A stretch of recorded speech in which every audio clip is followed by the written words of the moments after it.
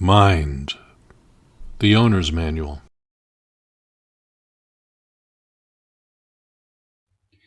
Question is, what happened to Hitler? Is he punished? And do bad people have to answer for their acts? I just recently published a ebook on Kindle called Spiritual Darkening, Spiritual Falls. And I go into how spiritual darkening happens, how spiritual falls happen. Now, most individuals on the planet, because they act out of their unconscious mind, they get angry, they do things that hurt other people, they are untruthful, they're greedy, and they act on these things. And this creates new negative karma. Now, those who have a transformational method can begin to purify this and to restore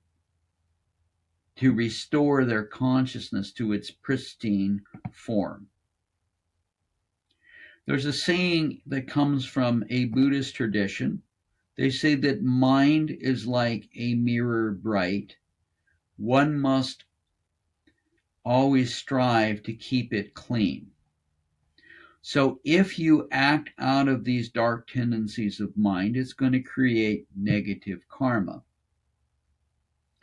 It's going to actually create new impressions. And if there's sufficient amount of these impressions, it's going to begin to create a veil of darkness over your spiritual essence. Now, if you do an act that harms thousands and millions of individuals, some of the dictators in the world, some of the kings, some of the leaders in the world have had the ability, by what they do, to create suffering and misery and destruction in the world that affects millions of people. Well, the karmic curtain that they create for themselves is so deep and so dense that this curtain of darkness extends not only beyond the human kingdom, but can actually move back down into the animal kingdom, even into the plant kingdom.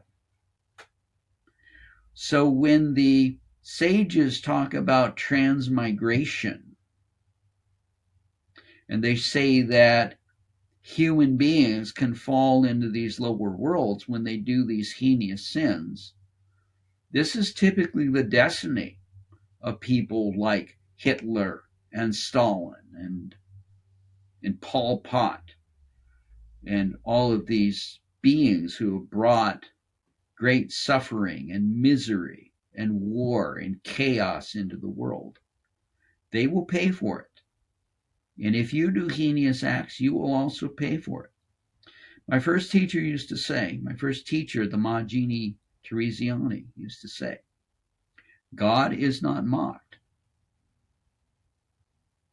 If you do something evil, you will pay for it. If not in this life, in future lives. If you break a vow, you'll have to undergo the recompense for that. So the law of karma doesn't cease to operate because you believe that you're a divine being or you believe you're protected or you believe that you have a magic talisman that will prevent any type of negative experiences. If you do things out of this dark and passionate nature, if you create evil or sin, the law of karma will operate and there will be a consequence for that. That consequence might be enacted in your life. That consequence may be enacted in the world. That consequence may be acted. That consequence may act in your psychology, that you have an ongoing psychological issue. It can be visited on you in this life or in future lives.